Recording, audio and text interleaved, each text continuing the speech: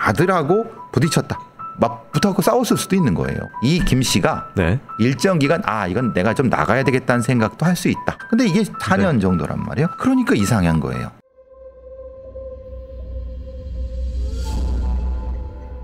(1999년 5월) 경북 영덕군 한 야산에서 경찰들이 열심히 땅을 파헤치고 있었습니다.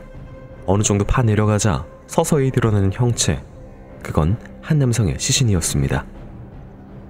사체는 토막이 나 있었고 좌측 후두부 두개골에 복합 함몰골절이 보이는데 등 뒤로 3개 여러 차례 맞아서 사망한 것으로 보입니다. 시신의 신원은 부산에서 살던 54세 김씨. 그는 오래전 사라졌던 인물로 갑자기 경북 영덕의 야산에서 발견된 것입니다. 이 일이 떠들썩했던 건 그가 부산에서 100억대 자산가로 유명했던 사람이었기 때문입니다. 경찰은 바로 수사에 착수했고 사망한 김씨의 아내 48세 황여인이 경찰에 진정서를 제출한 사실을 확인했습니다. 남편이 집을 나간 건 4년 전인 1995년 1월이었어요. 그 사이에 이혼 소송을 제기했고 남편 소식은 간간히 전해 듣고 있었습니다. 그 4년간 남편을 직접 본 적은 없습니다.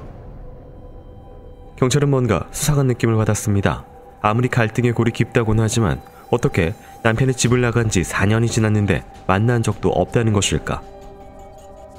딱히 궁금해할 이유가 없었어요. 집 나간 남편 통장으로 제가 생활비를 매달 600만 원씩 보내주면 운전기사 최 씨가 잘 지낸다고 연락을 주거나 직접 절 찾아와서 남편의 근황을 전해줬습니다. 불쑥 집을 나갔지만 집과 재산을 두고 나가 아내가 매달 생활비를 보내줬고 특히 운전기사 최 씨가 소식통 역할을 톡톡히 했다고 했습니다. 신축 건물을 공사하던 도중 김 씨가 돌연 집을 나갔고 이에 아내 황여인이 자금 압박에 시달리면서 신축 공사를 진행할 수밖에 없었다고 했습니다. 그리고 그 공사가 한창일 때 운전기사 최 씨가 찾아왔다고 했습니다. 남편이 어떻게 지내냐고 했더니 어린 여자랑 함께 바닷가에서 낚시하며 지낸다고 하더군요. 기가 차서 더 이상 묻지도 않았어요. 그리고 나중에 신축 건물 공사가 끝나니까 운전기사 최 씨가 찾아와서 남편 이름으로 화환을 전해주기도 했어요. 그래서 잘 지내는 줄 알았습니다.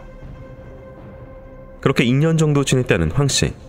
하지만 최근 들어 운전기사 최 씨도 연락이 안 되고 이혼 소송이 진행되지 않아 이상했는데 씨 어머님이 돌아가셨는데도 김 씨가 자기 어머니의 장례식에 찾아오지 않자 남편에게 무슨 일이 생겼나 의심스러워 진정서를 제출했다고 했습니다. 혹시 운전기사 최 씨는 김 씨가 사망하기 전의 행적을 알고 있진 않을까? 최 씨의 행방을 수소문한 경찰은 아주 엉뚱한 데에서 최 씨의 근황을 확인할 수 있었습니다. 그가 특수강간죄로 부산 구치소에 있다는 이야기였습니다. 최 기사는 어떤 일로 갇힌 것일까? 복잡하게 꼬여있던 자산가 살인 사건의 첫 실타래가 그렇게 풀리기 시작했습니다.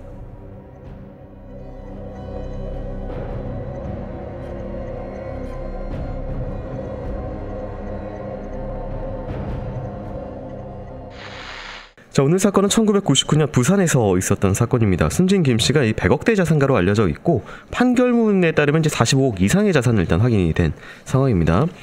자, 숨진 김 씨의 사체가 굉장히 끔찍했습니다. 토막이 나 있었고요. 특히나 이제 공격의 상황을 좀 알 수 있었던 거는 좌측 후두부 두개골에 복각 함몰 골절이 있었다. 여러 차례 맞은 것 같다. 이런 이야기들이 있습니다. 어떤 걸 알 수 있을까요? 이분이 돌아가신 건 아마도 후두부를 강타당한 거죠. 그러면은 상대방, 공격자, 가해자가 여자이긴 쉽지 않다. 둔기를 쓰고 제압을 했다. 당연하죠. 후두부니까. 네. 그리고 토막을 냈다. 야산에서 그럼 지금 3가지가 다 연결되는 거예요. 어떻게 살해했느냐, 어떻게 토막을 냈느냐, 어떻게 야산에 묻었느냐. 이동, 훼손, 살인. 이런 거죠. 네. 첫 번째, 후두부를 강타해갖고 여러 번, 그것도 함몰, 완전히 뭉개질 정도로 했다. 그러면 여자이긴 쉽지 않겠다. 그리고 여자여도 그렇게까지 아무리 이제 원한이 있고 막 그랬다면 원한이 있다고 하면 이렇게 하지 않죠. 목이라든가 얼굴 이렇게 하죠. 그러니까 원한은 아닌데 일종의 돈을 노린 거 이런 거. 어쨌든 이 사람이 돈이 많으니까 네. 그런 부분이 분명히 존재하고 거기다가 이 어떤 야산에 그것도 경북 영덕인데 이 사람은 부산 사람인데 네. 그럼 영덕까지 가서 묻었다. 그러면 이 훼손하고 유기한 사람이 이 영덕과 어떤 관련이 있나? 야산. 글쎄, 야산에 묻는다는 것이 당시에도 뭐 여러 가지 사례도 있지만은, 그렇게 전문적이진 않은데, 유기 방법이? 이거 훼손은 여기서 그냥 토막이 나 있다고 정도인데, 얼마나 어떻게 토막 난 부분에 대해서는 판결문에도 안 나와요. 네. 그러니까 이제 일단 토막만 났다고 하니까 어느 정도, 그럼 뭘로? 예를 들면 뭐 톱이나 아니면 뭐 뭘로? 그러면은 이것도 여자이긴 쉽지 않은데, 그럼 범인은 어쨌든 죽이거나 토막 낸 사람은 남자 혹은 남자들. 근데 남자들이라고 하긴 애매해요. 뭔가 기습을 하거나 아니면은 묶어 있다고 하면 여기를 왜 때려요? 그러니까 1대1로 순간적으로 제압을 해서 절명시키기 위해서 빠바바박 같은 곳을 때렸다. 그러기가 아니잖아요. 그거는. 네. 여기는 공격용. 네. 절명은 다른 방식. 그죠? 보통은 그렇게 해야 되잖아요. 네. 1대1이라고 하면. 그럼 복수라고 하면 여러 가지 다른 공격. 뭐 이런 것들이 있어야 되니까 복수는 아니겠다. 네. 단독범? 그러면 이 여러 가지를 동시에 함몰시킬 정도면 술이나 약물 먹여갖고 한 다음에 그럼 대충 뭐 저기 범행의 형성은 되겠다. 그리고 굳이 왜 야산일까?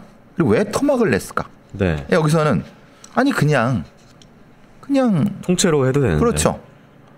토막을 낸다는 것은 아주 원한이 있거나 아니면 유기의 편리성? 요건 좀 고민을 해봐야 될 것 같아요. 네. 굳이 토막을 냈다고 하는 것은 지금 신원이 없어져야 되는데 신원은 바로 확인됐어요? 네. 그러면 신원 없애려는 것도 아니잖아요. 그러면 신원 없애려고 그렇지 않았다고 하는 건 아주 가까운 사람이 범인은 아니다. 뭐 이런 것도 추정할 수 있는 거고. 이 남편 같은 경우에는 집을 나간 지 꽤 됐습니다. 근데 이게 지금 아내가 의심을 받는 이유가 남편이 뭐 사이가 안 좋다는 얘기는 뭐 있긴 한데 뭐 돈만 보내주면 가만히 있어서 진짜로 통화를 한 적도 없대요. 근데 4년 동안 뭐 별게 없고 안 찾다가 뭐 마지막에는 한번 시어머니 자기 엄마 제사에도 안 와서 상중에도 안 와가지고 그때 진정서 냈다 이 정도가 있는데, 좀 원래 남편이 또 돈을 자산가고 남편이 주 경제 관리를 하는 남편 명의로 돼 있겠죠. 예. 근데 이제 갑자기 사라지고 남편한테 자기가 생활비를 주는 상황이 이어지는데도 뭐 별 구말이 없었다. 이 사람이 사이가 안 좋았다. 가끔 그런 경우는 있어요. 예를 들면은 원래 집이 있고 어떤 돈을 많이 쓰고 다니는 어떤 가장 뭐 남자가 그냥 뭐 어디 술집이나 아니면 어떤 여자들 데려다가 놀고 1년 동안 뭐 외국에 여행 가 놀고 그런 경우는 저도 여러 번 봤어요. 그러니까 그런 경우라고 하면은 그래? 1년이야 뭐 1년 넘으면 지겹게 돌아오겠지. 이렇게 생각할 수는 있어. 근데 이게 1년이 넘어가요. 4년이 넘어간단 말이에요. 4년 네. 정도란 말이에요. 그러니까 이상한 거예요. 그리고 근데 또 그거에 반하는 얘기는 모친이 돌아가시는데 안 오니까 이상해서 뭘 했다는 거잖아요. 네. 돌아가시기 전에는 연락 그런 건 안 했습니다. 그렇죠. 근데 네. 그러니까 돌아가신 이후에도 안 하면은 그건 또 이상한 거죠. 네. 그러니까 이게 지금 맞서는 서로 반대되는 정황이 있는 거죠. 네. 자, 뭔가 석연치 않은 사건이었는데요. 이후 수사 상황 이어서 살펴보도록 하겠습니다.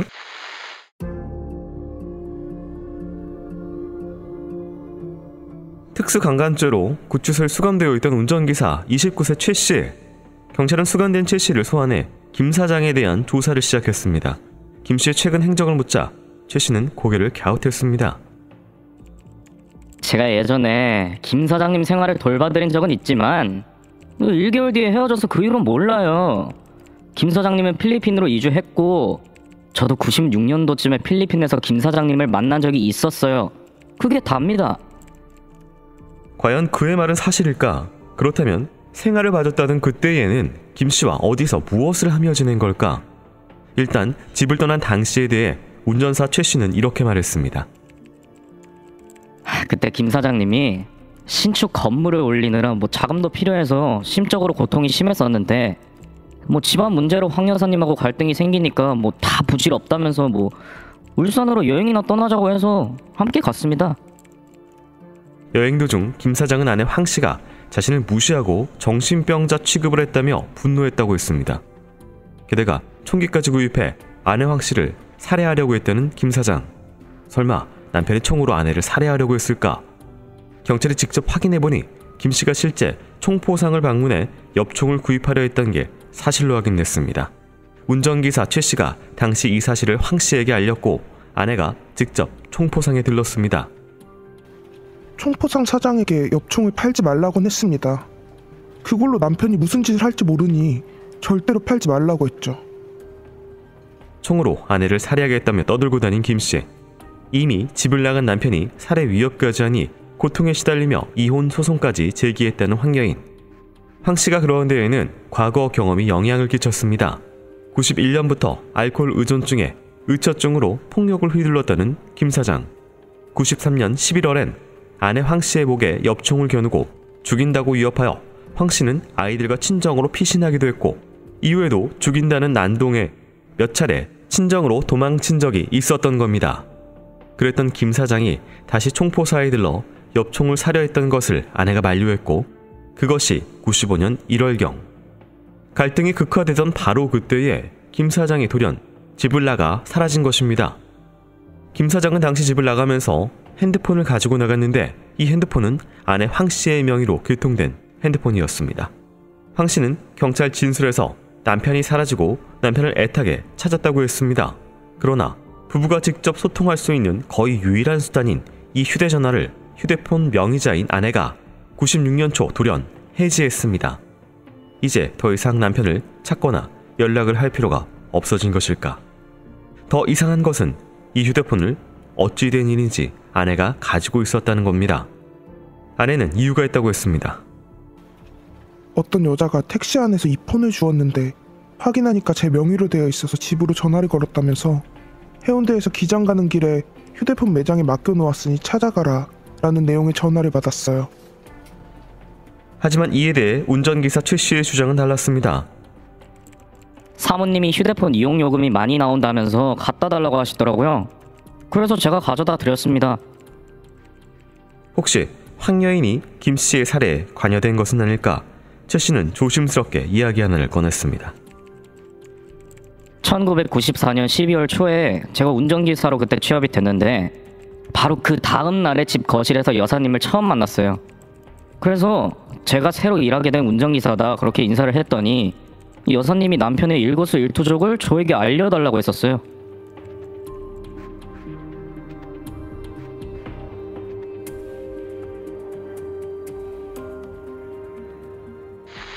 네, 동기가 사건은 좀 중요할 것 같은데요. 이제 아내 같은 경우 남편이 이제 90년대 초반부터 알코올 의존증이 있었고 실제로 뭐 이것 때문에 남편이 정신병원에 입원한 적도 있었다. 이제 가족 권유로 당시에 또 뭐 엽총 구입에 한 뭐 정황, 당시 총포사 사장의 뭐 진술 등등도 확인된 바입니다. 그래서 이 황여인의 동기 부분에 대해서는 어떻게 보실까요? 일단 이게 팩트하고 주장이 막 섞여 있어 갖고 네. 팩트는 죽은 사람이 자기 부인을 여러 가지 가정폭력 이거는 명확한 것 같아요. 네. 뭐 난동도 부리고 도망친 것도 있고 뭐 이렇게 됐고 이게 뭐 정신적으로 문제가 있는 건지 알코올 의존증과 의처증이라는 게 사실은 같이 겹쳐갖고 나온 거니까 상당히 뭐라고 하나 위험한 상태. 아내 황여인이라는 사람이 상당히 그 부분에 대해서 두려움을 겪고 있었던 건 맞다. 일단 그건 이제 팩트고. 네. 총포상의 엽총도 마찬가지고. 나머지는 모르겠어요. 나머지는 왜냐? 일단은 최 씨를 보죠. 이게 특수강간죄예요. 특수강간 그러니까 여러 가지가 있지만 보니까 이제 이용간이에요. 네. 말하자면 아주 나쁜 놈이라는 거예요. 이런 놈이 어떻게 운전사가 이렇게 됐고 그러면 얘 말은 어디까지 믿을 것이냐? 황 씨도 그러니까 부인도 여러 가지 면에서 의심 간다. 근데 또 반대되는 것도 있을 수 있어요. 왜냐하면 휴대전화를 계속 가지고 있었는데 언젠가부터 해지를 했다. 근데 그게 자기 가지고 있었다. 이 주장이 네. 어떤 여자가 택시 안에서 주웠는데 이 과정이 되게 좀 이상하거든요. 그러니까요. 네. 지금 나오는 네. 폰이면 그런 경우가 드물죠. 팔아먹기도 하고. 고가 그렇게 고가는 아니에요. 그렇죠. 이거는 네. 그때는 그런 경우가 많았단 네. 말이에요. 그러니까 이런 경우는 당시의 문화로서는 가능해요. 그러니까 모르는 여자, 거기 탄 여자가. 이건 그래서 전 이걸 봤을 때, 이건 황 씨의 말도 내가 그때 살아온 사람은 가능한 얘기인데. 네. 그럼 최 씨의 말을 바꿔보자. 사모님이 휴대폰 이용료이 많이 나온다고 갖다 달라 하시더라. 약간 최 씨의 말이 좀 애매한 거는 아무리 많이 나온다 하더라도 그 정도의 돈을 가진 사람이 그것 때문에 했다? 이거는 좀 애매하잖아요. 그러니까 이게 또 반대로 보면은 네. 남편이 더 이상 살아있지 않아서 이 폰이 필요가 없어졌다는 걸 알고 있으면은 이거를 해지를 하고. 근데 그러면 네. 그 돈이 얼마나 간다고? 네. 그걸 해지했다는 건 내가 범인이란 거를 오히려 의심을 살 텐데. 그렇죠. 자기가 만약에 이 남편을 죽였다고 하면은 네.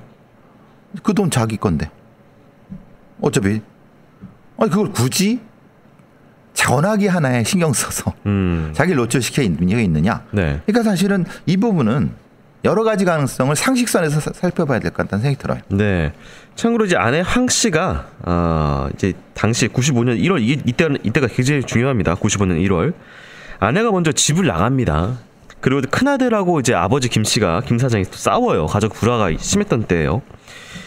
그래서 또 당시에도 목욕탕 공사 신축 뭘 짓고 있어가지고 또 자금난이 잠깐 순간적으로 돈이 묶여가지고 있었고 이런 상황에서 남편이 집을 나갑니다. 그러니까 딸이 엄마 아빠 나가서 들어와. 그래서 이제 황 씨가 들어옵니다. 그런 이제 막 뭔가 갈등이 약간 좀 안 좋은 상황에서 갑자기 이 남편은 전화도 안 하고 돈만 보내면 가만 뭐 괜찮다 그러고 그리고 이제 시체로 발견된 거거든요. 글쎄요. 이렇게 타이밍이 약간 좀 타이밍 묘하죠. 네. 근데 그 죽은 사람의 심리는 충분히 설명이 될 수 있을 것 같아요. 왜냐? 네. 부인하고 싸운 거는 자기가 폭력을 정확히 싸운 게 아니죠. 폭력을 행사한 거죠. 네. 업청으로. 근데 자기 새끼 아들이 네. 쉽게 말하면 그걸 대든 거잖아요. 나이도 적지 않은. 네. 그러면은 사실은 이게 이제 가정폭력을 가하는 자들이 아이들이 어렸을 때는 자기가 마음대로 때리고 뭐 학대할 수 있다고 생각하는데 아들이 성인이 되거나 아니면 뭐 10대 후반이 돼서 힘이 세지면은 두려워합니다. 네.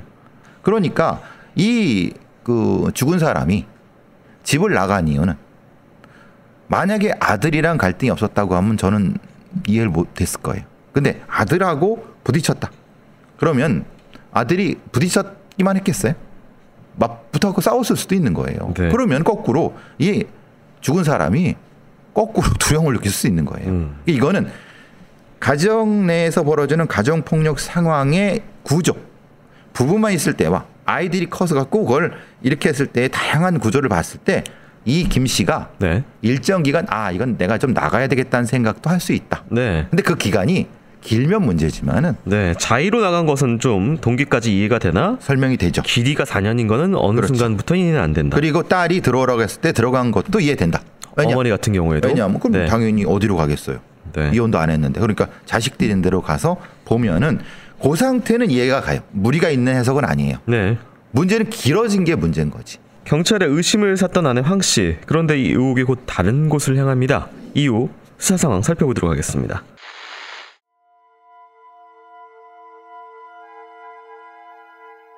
경찰은 남편 김 씨가 나간 95년 1월 이후의 행적을 조사하다가 이상한 점을 발견했습니다. 운전기사 최 씨는 김 사장이 필리핀으로 나갔고 본인이 필리핀에서 김 사장을 봤다고 했는데 출입국 기록을 확인해보니 김 사장은 해외로 나간 사실이 없었고 오히려 최 씨만 해외로 나간 기록이 있던 겁니다. 그리고 수상한 단서가 하나 더 포착됐습니다. 숨진 김 씨의 통장에서 빠진 돈이 운전기사 최 씨 전처 통장으로 이체됐기 때문입니다. 최 씨의 전처는 그 돈으로 가게와 집 전세를 얻은 것으로 확인됐는데 전처는 남편인 최 씨가 준 돈이라고 했습니다. 당시 김 사장의 통장에 들어있던 돈은 1억 8천만 원. 경찰은 필적 검색을 통해 당시 조흥은행에서 돈을 인출한 청구서 필적이 운전기사 최 씨의 것임을 확인했습니다. 이 중 일부는 전처에게 갔고 최 씨는 그 돈으로 114일간 해외여행을 다니고 호사스러운 생활을 했던 것입니다. 금전 내역을 들이밀자 최 씨는 범행을 털어놨습니다. 맞습니다. 김 사장님을 죽인 건 저고 사체는 95년 2월에 지인이랑 친형이랑 함께 묻었어요. 근데 제가 자진해서 죽인 게 아니라 사실은 사모님이 시킨 겁니다. 운전기사 최 씨는 1995년 1월 초승경 집을 나온 김 씨와 여행을 가던 중 김 씨의 횡포가 심해지자 더 이상 운전기사를 못하겠다고 황 여인에게 말했고, 그때 황 여인이 살인사주를 했다고 진술했습니다. 그렇게 중간에서 고심할 필요가 없다면서 그 새끼를 죽여버리면 황 여사님이 매달 500에서 600만 원 생활비를 주겠다는 약속을 했어요.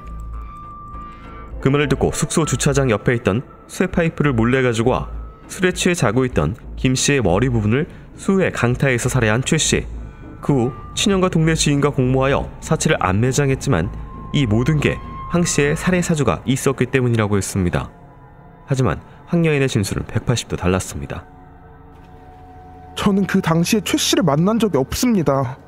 최 씨를 만난 것은 남편이 집에 나가고 상가 공사가 한창 진행 중일 때 찾아서 본 게 전부입니다. 기사를 맡은 지 한 달이 됐고 제가 본 적도 없는 최 씨를 어떻게 믿고 살인교사를 합니까? 그리고 남편의 일거수일투족을 알려달라고 한 적도 없습니다. 과연 누구의 말이 사실일까? 먼저 아내 황 씨의 주장에 힘을 실어주는 증인이 있었습니다. 바로 공사 현장을 책임진 건축업자 유 씨였습니다. 김 사장님 건물은 제가 공사를 해서 잘 알고 있고 당시 집안 이야기도 잘 알고 있습니다. 그 당시에 황 여사님이 김 사장님을 피해 친척집에 가 있을 때 그때 최 씨가 기사로 채용됐고 황 여사님은 김 사장님이 집을 나간 다음에 오셨거든요. 둘이 만날 기회가 없었던 걸로 기억합니다. 그런데 만난 적도 없는 최 씨의 말만 믿고 생활비를 500~600만 원씩 보낸 황 여인. 둘은 정말 아무런 모의를 하지 않은 것일까? 김 사장은 집을 나가며 그랜저 차량을 타고 나갔습니다. 이 그랜저를 몰고 김 사장을 수행한 것이 운전기사 최 씨. 이 차량은 아내인 황 씨의 명의로 된 차량이었는데 이 차가 5달 뒤인 6월 처분됐습니다. 차를 처분한 사람은 아내 황 씨. 그녀는 인감증명 등 필요 서류를 최 기사에게 딸려 보냈습니다. 황 씨는 남편이 그랜저가 기름을 많이 먹어 작은 소형차로 바꾸겠다고 하여 그러라 했다고 주장했습니다. 하지만 사장님 모시고 다니던 차인데 살해 후에 저 혼자 타고 다니는 걸 다른 사람이 보면은 뭐 의심을 살 거다 그렇게 말을 했어요. 그래서 차를 처분하라면서 관련된 서류들을 주셨습니다. 아내 황 씨와 운전기사 최 씨, 그들은 5번의 재판 동안 서로 반대의 주장을 펼쳐갔습니다.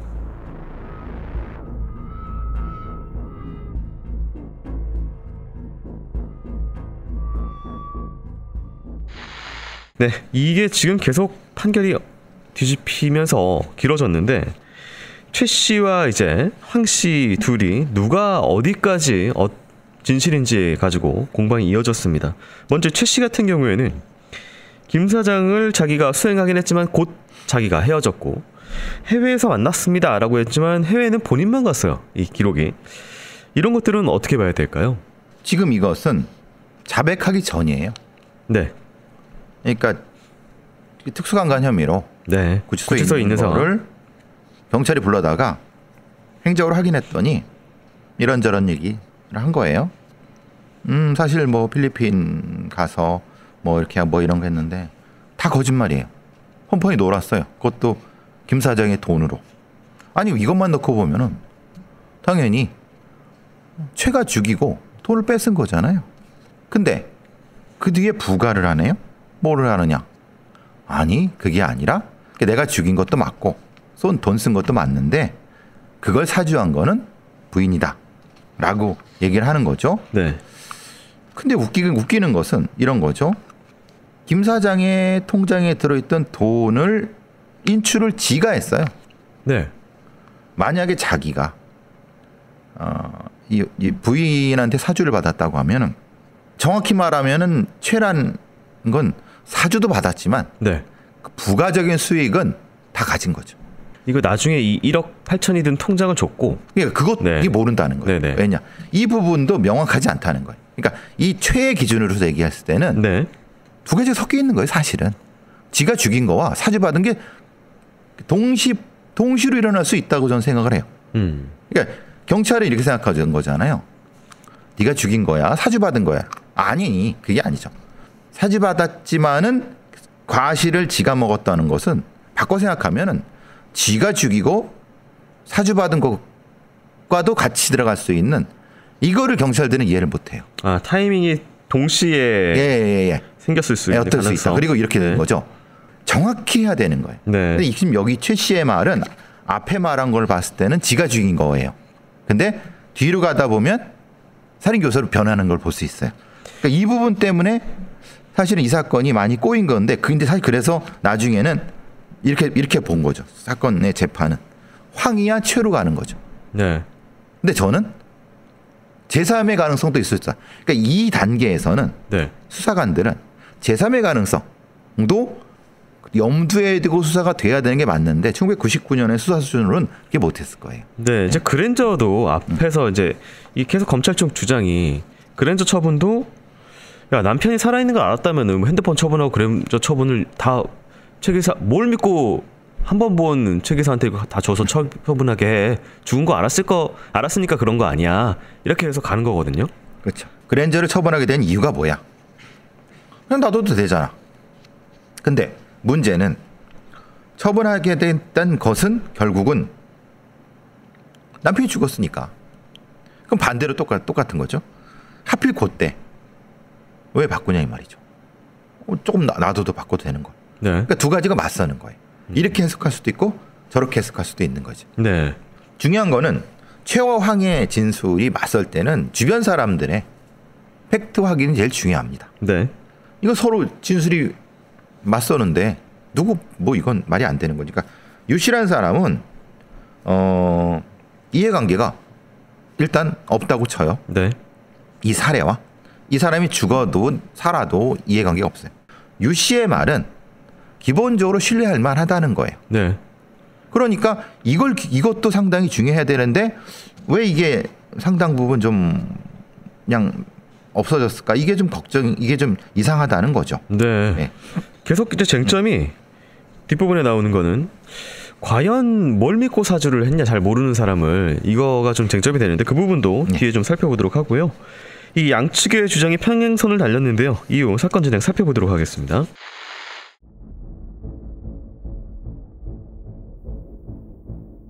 검찰은 황 씨와 최 씨 두 사람 사이에 오간 통장을 증거로 제시했습니다. 95년 1월부터 다음해 2월까지 황 씨는 한 통장으로 매달 수백만 원씩 송금했습니다. 이 통장은 최 씨가 숨진 김 씨의 신분증을 가지고 김 씨 명의로 개설했던 통장이었습니다. 검찰 측은 황 여인이 살해의 대가를 전달하기 위해 남편이 쓰던 비밀번호를 알려주며 남편 이름으로 통장까지 만들라고 한 거라 설명했습니다.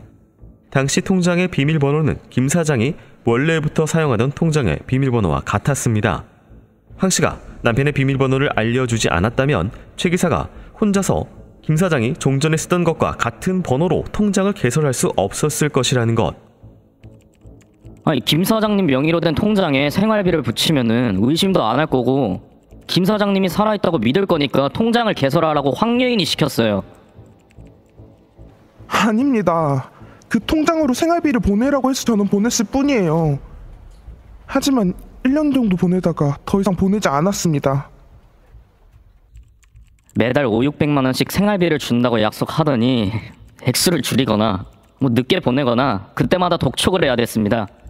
그러더니 저한테 목돈 1억 8천만 원이 든 통장을 주면서 저보고 돈을 직접 찾아서 1억은 황 여사에게 가져오고 나머지는 저보고 쓰라고 했습니다. 그러면서 제가 개설한 통장으로는 돈을 더 이상 입금을 안 했어요. 지불 정지된 김 씨의 또 다른 통장을 주며 돈을 무슨 수를 써서라도 찾아 쓰라고 했다는 황 여인. 과연 이 말은 사실일까? 살인교사 여부가 사실인지 아닌지를 가리던 도중 1심에서 최 씨는 무기징역, 황 씨는 살인교사죄로 징역 10년이 선고됐습니다. 황 씨는 항소했고 이 사건은 대법원을 거쳐 원심을 깨고 고등법원으로 다시 돌아왔습니다. 또다시 시작된 법정 공방. 살해의 교사를 둘러싼 여러 정황에서 기사 최 씨와 황 씨의 진술을 판이하게 달랐고 직접 증거가 부족한 상황에서 결국 누구의 말에 더 신빙성이 있느냐에 따라서 판결은 달라질 수밖에 없는 상황. 거액이 오간 통장은 그 신빙성을 가늠하는 중요한 잣대였습니다.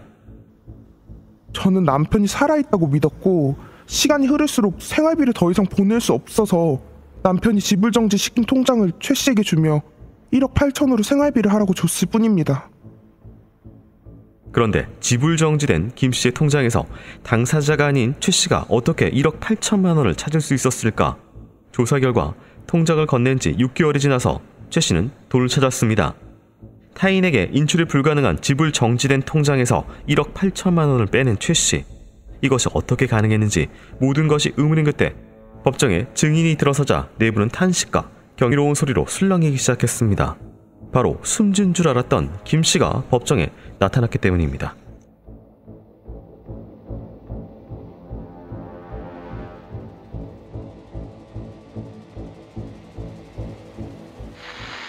네, 이 최 씨가 이게 그 통장 개설 여부, 그 다음에 이제 1억 8천이 된 이 통장을 넘긴 것, 뭐 등등 해가지고 이게 결국 이 돈의 자금 흐름이 중요한 그 쟁점이 됐었거든요. 일단은 이 돈을 뭘 믿고 확인도 안 하고 계속 보냈냐, 그리고 1억 8천만 원이 들어있는 이거를 빼가라고, 네가 빼가라고 했던 게 그 비밀번호도 했던 이런 부분들이 결국 뭐 살해의 대가 아니냐 이거거든요. 황이 최한테 김을 죽이라고 하고 대가를 준다고 생각했을 때 네. 어디다가 줘야 되죠? 보통 그냥 현금 현찰로 주겠죠. 현찰을 뽑아서 주거나 아니면 네. 어떤 뭐 증거가 안 남게 주겠죠. 사실 황의 입장에서 보면은 어쨌든 뭐 왜 그렇게 많은 돈을 줬느냐? 아, 내가 최한테 줬나? 남편 생활비로 줬다. 그렇죠. 남편 네. 김한테 준 거 아니냐? 네. 근데 이거를 검찰은 의심만 받으려고 그렇게 줬겠지라고 하는 거 두 가지가 또 맞서는 거예요. 그러니까 맞서는 논리적 해석이라는 거죠. 아니 살인 교사범이 네. 자기 살인을 교사하고 살인 실행범한테 현찰로 갖다가 주지 누가 이걸 계좌 이체하는 놈이 어딨냐 이런 부분 관련된 거고 사실 비밀번호는 사실은 이거는 좀 논란이 아닌 것 같은데 논란을 되는 거는 비밀번호라고 하는 것은 실제로는 남편이 알았겠죠. 남편이 그럼 자기 기사한테 돈 찾아오라고 비밀번호를 알려줬겠죠. 네. 그거를 꼭 최 씨가 몰랐는데 황 씨가 알려줘야만 최 씨가 알 수 있다. 그건 좀 이상한데. 어차피 저도 그 이전의 세대니까 네. 보통 그렇게 많이 하거든요. 이것도 좀 요새는 이해가 안 되죠. 자기 통장 비밀번호를 누구를 방금 교환한 사람한테 알려주고 찾아오라 시키고 이게 근데 좀 이제 문제는 이런 거죠. 네네네.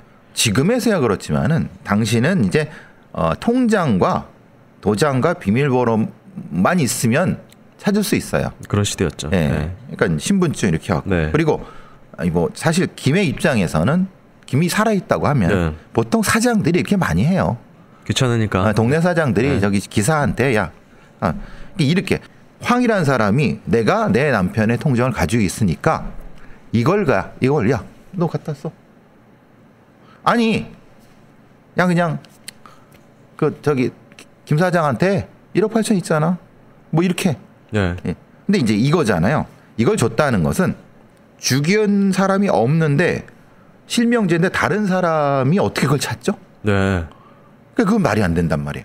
그렇죠. 지급정지라는 건 이제 지급정지를 걸어놨고 김 사장이 본인이 아니면 타인이 찾을 수 없는 거를 이제 당시 지급정지라고 하는데 그렇죠. 그 통장을 준 거죠. 준 건데. 네. 그럼 네가 알아서 찾으라는 거잖아요. 네. 그래서 알아서 찾았죠. 알아서 찾을 6개월 뒤에. 네, 그래서 한참 뒤에 이건 뭐 뒤에 얘기하겠지만 그러니까 이게 자기가 사주한 사람이 실행범한테 이렇게 하는 경우가 있나? 이거 먹고 떨어져 약간 그 느낌도 좀 들기도 하고. 그러면은 네. 오히려 갑은 누구예요? 실행범이잖아요. 네. 난 이미 살해를 했고 근데 이거 1억 8천? 아니 그게 아니라 돈을 주세요. 당신이 알아서 해서 날 줘야지. 이거 내가 어떻게 해서 해라는 거 이게 말이 되냐고. 그러니까 논리가 이렇게 형성이 돼야 되는데 거꾸로 죽였으니까 이게 정지된 거니까 네가 알아서 찾아. 그러니까 이걸 이렇게 보면 이렇게 가고 저렇게 보면 저렇게 가니까 이게 다 그런 맥락에 전체가 다 그런. 그렇죠. 네. 자, 이제 법정에 죽은 줄 알았던 김 씨가 나타났다고 하는데 이게 어떻게 된 일인지 계속해서 사건 확인해 보도록 하겠습니다.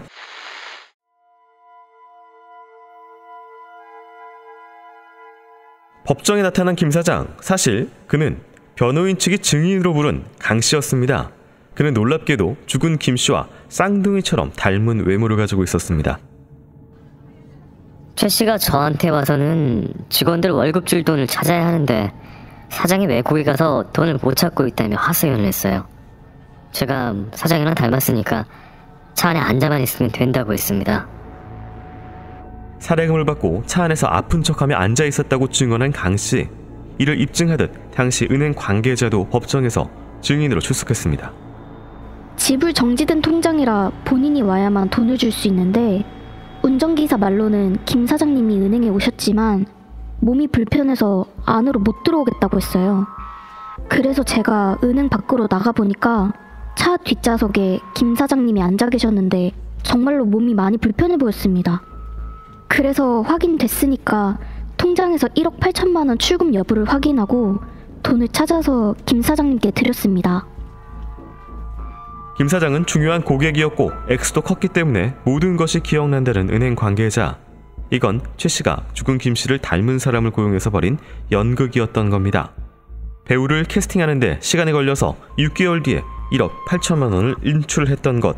하지만 이 거금이 빠져나가는데도 황 여인은 특별히 확인을 하지 않았습니다. 이 때문에 검찰 쪽에서는 의도를 하고 최 씨에게 준 돈이라 주장했습니다. 그때까지 저는 남편이 살아있는 줄 알았어요. 남편이 알아서 그 통장에서 1억 8천만 원을 빼서 쓸 줄 알았습니다. 황 씨 변호인은 만약 남편의 재산이 목적이었다면 이미 이혼 소송을 제기한 상황에서 재산 분할 선고가 나올 텐데 급박하게 남편의 돈을 얻어야 될 상황이 없었고 보험금을 노리는 등 남편의 죽음으로 얻게 될 아무런 재산상의 이득이 없음을 강조했습니다. 또한 최 씨는 김 사장을 살해 후 2주일이 더 지나서 황 씨에게 전화로 살해 사실을 밝혔다고 주장했습니다.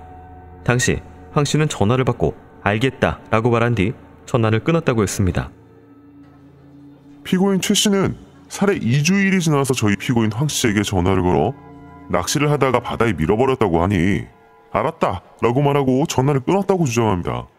살해 대가의 지급 방법은 차치하고라도 자신의 교사에 의해 남편이 살해됐는데 시신 처리 문제나 범행 이후 최 씨가 취해야 될 태도 등에 대해 아무런 관심 표시나 논의가 없다는 것이 이해가 안 되는 대목입니다.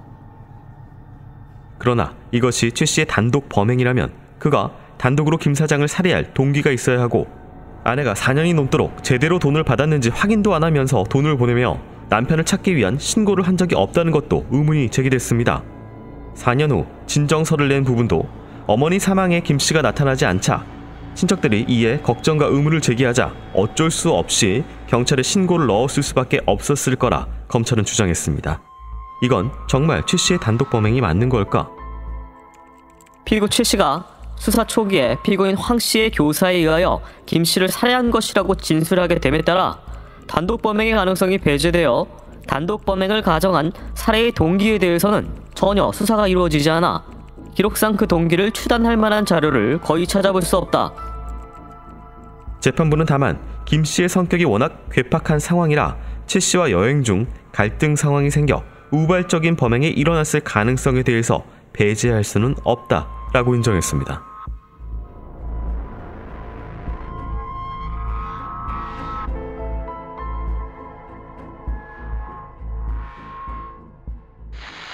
이제 최 씨 같은 경우에는 자기가 이제 2주 뒤에 남편을 바다에 밀었어 하니까 알았습니다 하고 끊어버렸다.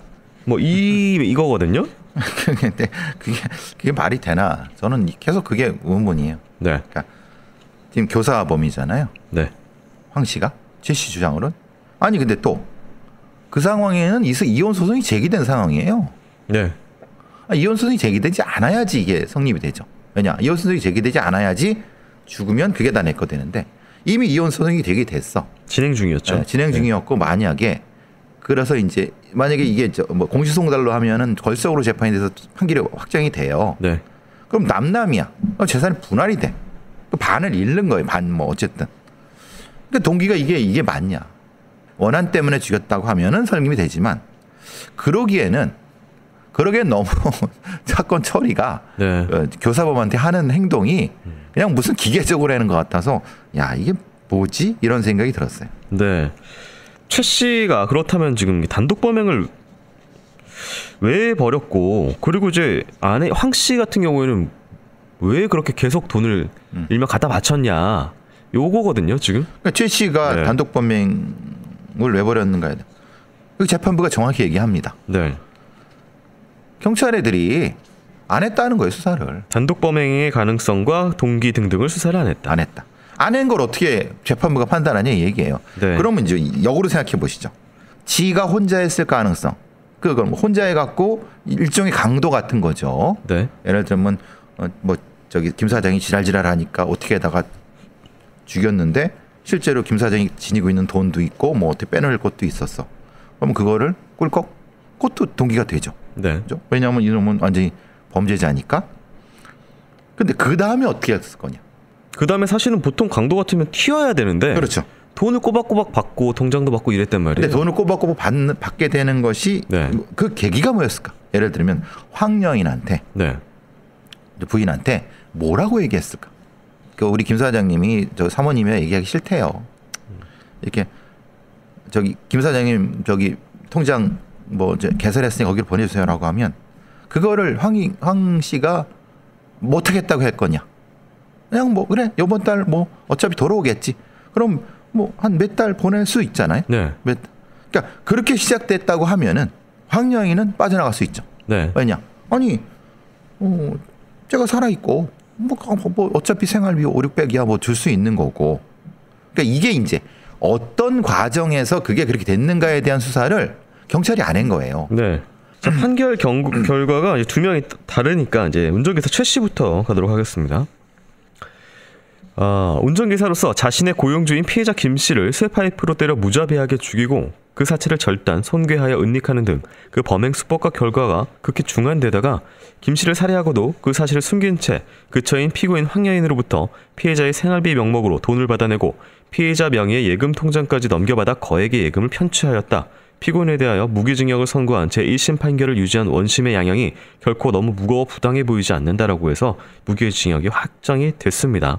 아내 황 씨 같은 경우 김 씨와 피고인 사이의 불화, 김 씨가 사용하던 휴대전화를 피고인이 해지한 점, 김 씨의 주민등록증이 피고인과 최 씨 사이에 오고 간 점, 김 씨가 집을 정지하여 둔 1억 8천만 원의 예금 통장과 거래 도장을 피고인이 최 씨에게 건네준 점, 김 씨가 타고 나간 그랜저 승용차에 이전에 필요한 서류를 피고인이 최 씨에게 건네주어 최 씨가 매도한 점, 예금 계좌를 개설하여 상당한 액수를 송금한 점 등 피고인이 최 씨를 교사하여 김 씨를 살해한 것이 아닌가 하는 의심이 가는 것도 부인할 수 없다. 그러나 범죄의 사실에 대한 입증 책임은 검사에게 있는 것이고 유죄 인정은 합리적인 의심을 할 여지가 없을 정도로 공소 사실이 진실한 것이라는 확신을 가지게 하는 증명력을 가진 증거에 의하여야 하므로 그와 같은 증거가 없다면 설령 피고인에게 유죄가 의심이 간다 하더라도 피고인의 이익으로 판단할 수밖에 없다. 원심을 파기하고 무죄를 선고한다 그래서 무죄가 됩니다.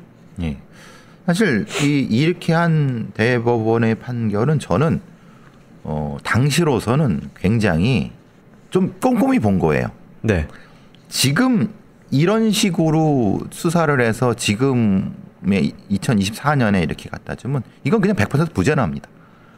이건 수사가 너무 부실한 거예요. 사실 네. 이렇게 봤을 때면은 뭔가 뭐 맥락이 맞고 뭐 이렇게 했다고 하지만은 실제로 상식선으로 봤을 때 당시에 은행의 거래 그 관례라든가 이런 거 봤을 때 실제로 황 씨의 이런 행동, 예를 들면 이런 거죠. 주민등록증을 왜 줬느냐, 거래 도장을 왜 줬느냐, 서류를 왜 줬느냐라고 하는 부분은 당시에는 그렇게 해요. 왜냐하면 피고용인한테 운전기사한테 이렇게 줘요. 근데 그거를 검찰은 역으로 생각한 거죠. 살아있는 거를 가정하기 위해서 준 거 아니냐라고 한 거죠. 그건 당신들 생각이고 그걸 입증하기 위해서는 수사를 해야지. 네. 그러니까 소설을 쓰기 전에 팩트 확인을 해야지. 최라는 범인이 죽이고 유괴한 건 그건 뭐 불변의 팩트예요. 지가 인정도 했고 당연히 그랬고. 네. 그 뒤에 500~600만 원 갈취 이 부분은 어떻게 형성됐는가에 대한 수사가 안 된 거예요. 그러니까 그 안 된 공간을 황 씨의 교사로 메꾼 거죠. 저는 사실 그랬다고 봐요. 그렇게 또 재판부가 결론을 내린 거고 네. 이거는 이례적으로 좀 미안하지만 1999년 뭐 2000년 그때 판결을 이례적으로 꼼꼼히 본 겁니다. 네.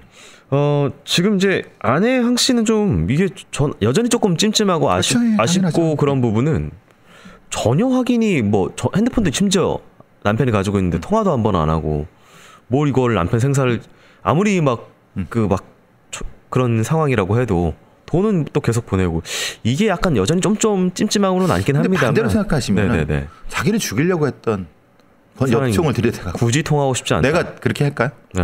그러니까 그거는 사실은 둘 사이의 맥락을 한 번 더 검토를 해야 된다. 네. 그러니까 보통의 부부관계였으면 이건 이상하죠. 근데 문제는 기간이 너무 길어졌다. 네. 근데 여기서 우리 간과한 건 뭐냐면 그걸 메운 게 시어머니예요. 네. 시어머니랑 같이 살았어요, 이 사람은. 그러면은 이 황 씨라는 사람이 굳이 남편? 시어머니가 있으니까. 네. 이 부분도 사실은 수사팀이 간과한 거예요. 그러니까 이 부분도 사실은 감정적인 면도 봤어야 된다는 거예요. 이게 너무 우리가 한쪽 면만 보는 것은 아니다. 그래서 그럼 이것은 당연히 수사팀이 해야 되는 거죠. 수사팀이 수사를 했어야 되는 거지. 네. 자, 어쨌든 지금 김 씨 같은 경우에는 돈은 많이 벌었습니다. 아내와 처음에 이제 결혼했을 때는 그렇게 돈이 많지 않았는데 돈을 많이 벌고 자수성가를 했는데 가족은 파탄이 나고 본인은 살해를 당해서 이렇게 마지막을 맺었습니다. 아쉬울 것 같아요. 본인 당사자도. 네. 그렇죠. 네, 본인의 인생이 어쨌든 고인의 명복을 빌고요. 당시에 수고했던 재판부 꼼꼼하게 판결을 했는데 어쨌든 좀 의미 있는 판결이었던 것 같습니다. 자, 오늘 방송 여기서 마치도록 하겠습니다. 교수님 수고 많으셨습니다. 고맙습니다.